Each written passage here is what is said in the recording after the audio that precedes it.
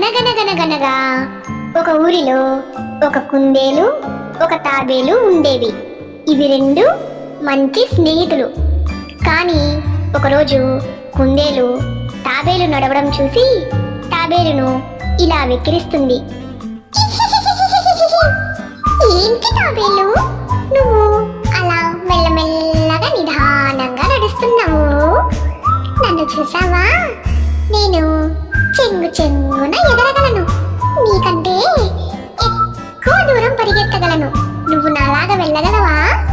అలా కుందేలు అనడంతో తాబేలు ఎంతో బాధపడి కుందేలుతో ఎందుకు వెక్కిరిస్తున్నావు నన్ను అని అడిగింది. అప్పుడు కుందేలు, ఏంటి తాబేలు, నా మీద కోపడతావా నువ్వు? సరే, మనం ఒక పరుగు పందెం పెట్టుకున్నాం. అదిగో అక్కడ కనిపిస్తుందే ఆ కొండ దగ్గరికి ఎవరైతే ముందు వెళతారో వారే గొప్ప. ఎలాగూ నువ్వు నా దగ్గర ఓడిపోతావు. సరే, పరుగు పందెం మొదలు పెడతామా అంది కుందేలు. తాబేలు కూడా తను తక్కువ కాదని నిరూపించడానికి పరుగు పందెం ఒప్పుకుంది. కుందేలు తాబేలు రెండు పరుగు పందెం పెట్టుకున్నాయి. ఆ పరుగు పందెంలో కుందేలు చెంగు చెంగున పరిగెత్తుతూ ముందుకు వెళుతూ ఉంది.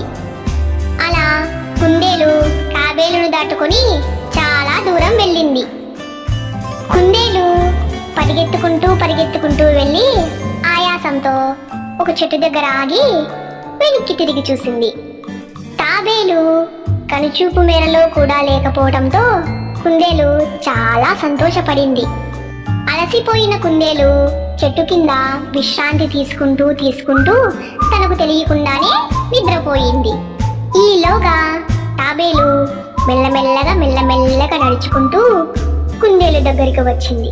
కుందేలు నిద్రపోవడం చూసిన తాబేలు చప్పుడు చేయకుండా నిదానంగా ముందుకు వెళ్ళసాగింది. అలా తాబేలు చివరగా కొండను చేరుకుంది. ఇంతలో కుందేలుకు మెలకువ రావడంతో ఒక్క పరుగున కొండ దగ్గరికి చేరుకుంది. తనకంటే ముందే చేరుకున్న తాబేలును చూసిన కుందేలు తాబేలుతో ఇలా అంటుంది.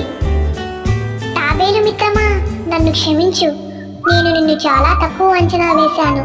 నువ్వు నీకు ఉన్న ఓపికతో బుద్ధి బలంతో నాకంటే ముందే చేరుకున్నావు. నన్ను క్షమించు మిత్రమా అని కుందేలు తాబేలును క్షమాపణ అడిగింది. కాబట్టి ఏ పనినైనా తొందరపడక ఆలోచించి బుద్ధి బలంతో నిదానంగా చెయ్యాలి. అందుకే మన పెద్దలంటారు, నిదానమే ప్రధానమని.